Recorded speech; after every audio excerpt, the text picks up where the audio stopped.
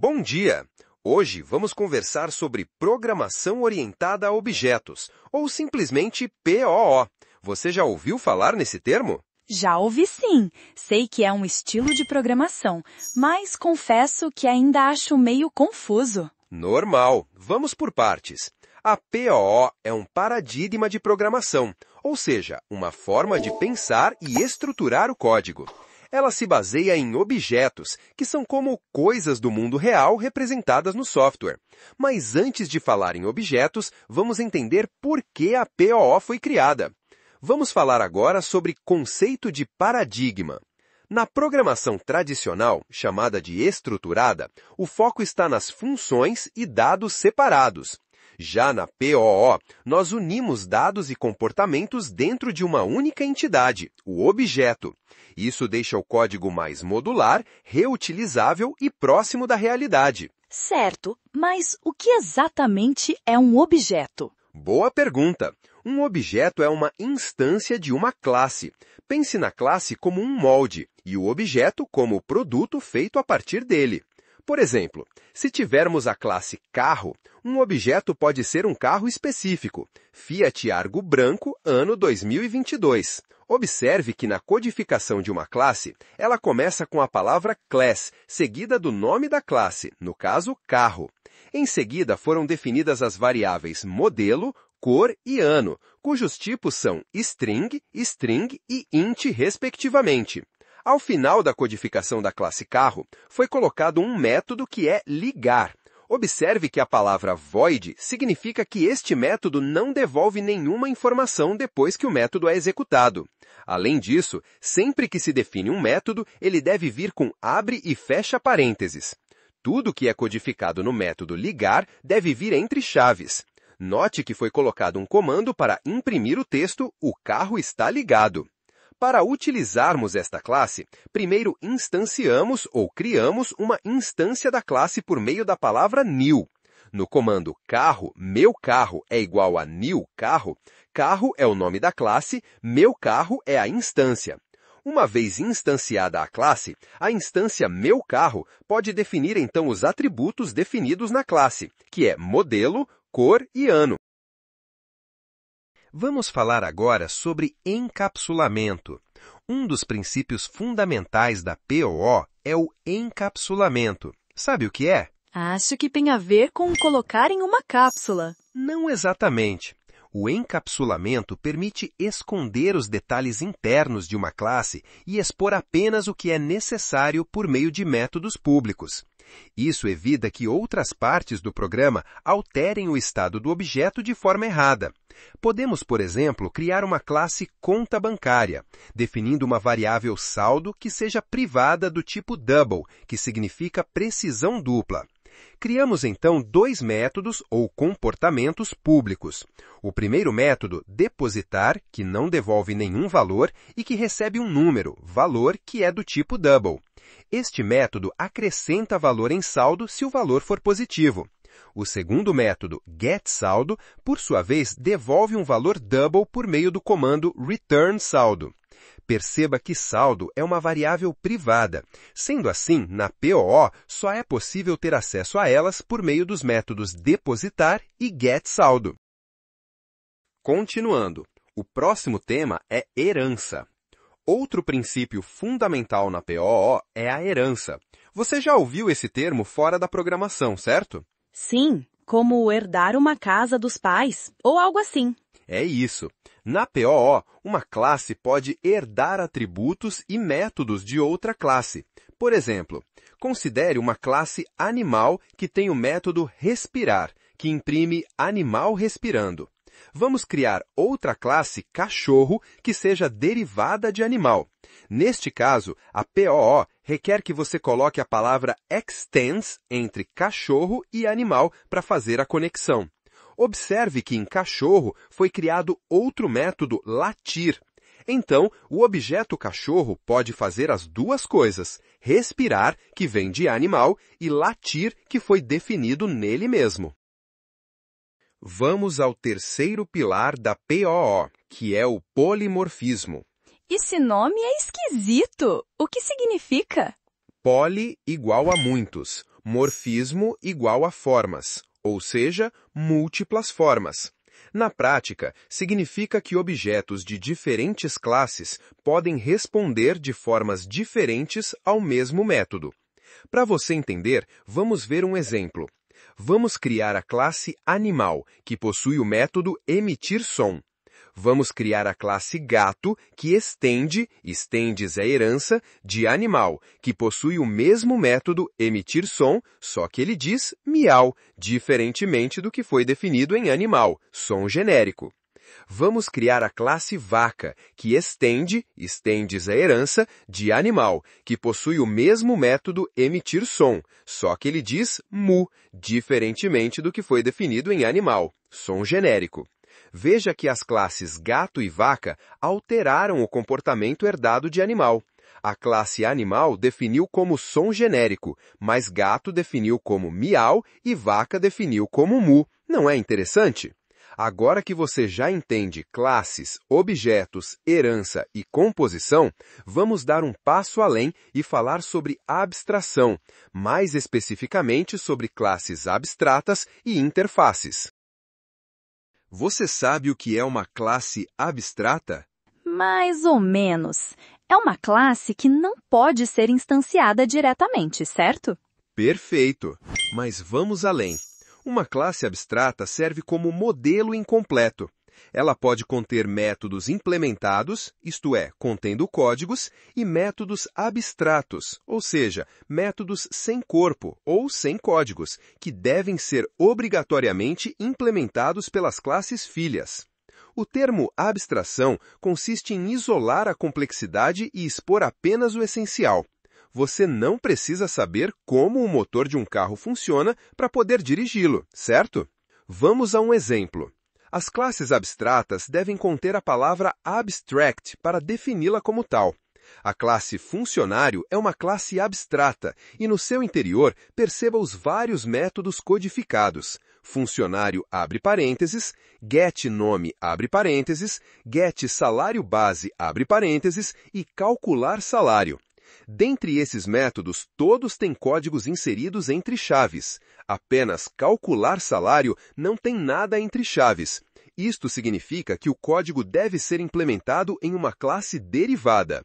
Mas como seriam então as classes que herdam de funcionário? Poderíamos criar a classe gerente, que estende de funcionário. Entre chaves, codificamos o método gerente, herdado de funcionário, e implementamos o método calcular salário, como return getSalárioBase mais 2.000. Observe que neste código é obtido o salário base da classe superior e adicionado o valor 2.000. Como calcular salário tem assinatura em outra classe, dependendo da plataforma de desenvolvimento, pode ser necessário inserir antes a palavra @override. Fazemos a mesma coisa para a classe estagiário. Entendi. Então, a classe funcionário define a estrutura, mas deixa o cálculo do salário para cada classe filha implementar. Exatamente. E isso é abstração funcional. A classe abstrata define o que deve existir, mas não como deve ser feito. Vamos falar agora sobre interfaces. Uma interface define apenas a assinatura dos métodos. Ela não contém implementações, exceto default e static em Java moderno. É como se fosse um contrato. Quem acionar ou implementar a interface tem obrigação de codificar o método. Veja a seguinte interface imprimível. Precisamos utilizar a palavra interface para defini-la. Entre chaves, devem ser colocadas uma ou mais assinaturas de métodos. Por exemplo, imprimir abre parênteses. Agora, qualquer classe que assine esse contrato ou queira usar esta interface deve implementar o método. A classe nota fiscal implementa a classe imprimível e, por isso, há necessidade de colocar o código do método imprimir, que está vazio, na classe imprimível. Da mesma forma, a classe relatório também implementa imprimível.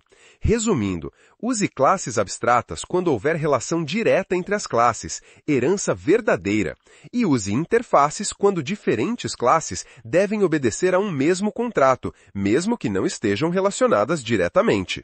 Ah, então Então, se eu quiser que várias classes tenham um método chamado salvar, mas cada uma salve de um jeito, eu uso uma interface. Exatamente! Uau! Nunca tinha visto com tanta clareza. Mas me diz, qual a vantagem real de tudo isso? A principal vantagem é a organização e manutenção do código. POO facilita o reaproveitamento, a expansão e a clareza. Você pode construir sistemas complexos, com menos risco de erro e maior produtividade. Recapitulando. Classe. Pense como um molde. Objeto é uma instância da classe. Encapsulamento. Tem como objetivo esconder o que não precisa ser visto. Herança. Permite reutilizar código de outra classe. Polimorfismo. Possibilita implementar métodos com comportamentos diferentes dependendo da classe. Abstração. Coloca o foco no essencial, ignorando os detalhes internos. Professor, agora fez todo sentido. Podemos fazer um projeto simples usando esses conceitos? Claro! Que tal construirmos um sistema de biblioteca, com classes como livro, usuário, bibliotecário, aplicando herança, encapsulamento e tudo mais. Assim você pratica com algo concreto. Vamos construir juntos um mini sistema de biblioteca. A ideia é simples: representar livros, usuários e funcionalidades básicas como emprestar e devolver livros. Antes de programar, o que você acha que deveria ser representado no nosso sistema? Acho que precisamos da classe livro, talvez usuário e talvez quem cuida da biblioteca, tipo um bibliotecário. Exatamente! E vamos começar com a classe mais simples, livro. Começamos com as variáveis título, autor, ISBN e emprestado, cujos tipos são string, string, string e boolean. Este último tipo é um tipo de variável que assume true ou false. Em seguida, criamos o método livro com os parâmetros entre parênteses. Este método é conhecido como construtor da classe. Depois, criamos o booleano isEmprestado, que simplesmente retorna a variável emprestado. Em seguida, criamos o método emprestar, sem parâmetros, que devolve a informação se o livro está ou não emprestado. O método devolver permite a devolução de um livro, verificando se o mesmo está ou não emprestado. Por fim, o método getDescrição devolve uma string com o título do livro, autor e ISBN. Entendi. O livro tem atributos e sabe se foi emprestado ou não, né? Mas o usuário ainda não aparece, né? Exato. Agora vamos à classe usuário. Cada usuário terá nome, CPF e uma lista de livros emprestados. A primeira coisa a observar é que há a necessidade de importar algumas bibliotecas, java.util.arraylist e java.util.list. A classe usuário tem 3 variáveis, o nome, o CPF e uma lista de livros emprestados. Observe como é a codificação de list. Ao codificar private list livros emprestados, entende-se que livros emprestados é um vetor contendo vários elementos. O método usuário é o construtor da classe. Vamos entender o método emprestar livro, que aceita o parâmetro livro, que é do tipo livro, que é uma lista. Ou seja, livro é um elemento de livro. Agora, se o livro não está emprestado, então requisito o método emprestar e adiciono o livro na minha conta, executando o método livrosemprestados.addLivro.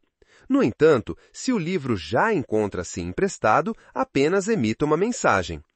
O método devolver livro é similar ao emprestar livro, com a diferença de que agora uso o método devolver e retiro o livro passado por parâmetro da minha lista. O último método, listar livros emprestados, imprime um título e, em seguida, por meio de um laço, que é o comando for, faz uma varredura buscando todos os livros que estão emprestados e imprime o resultado.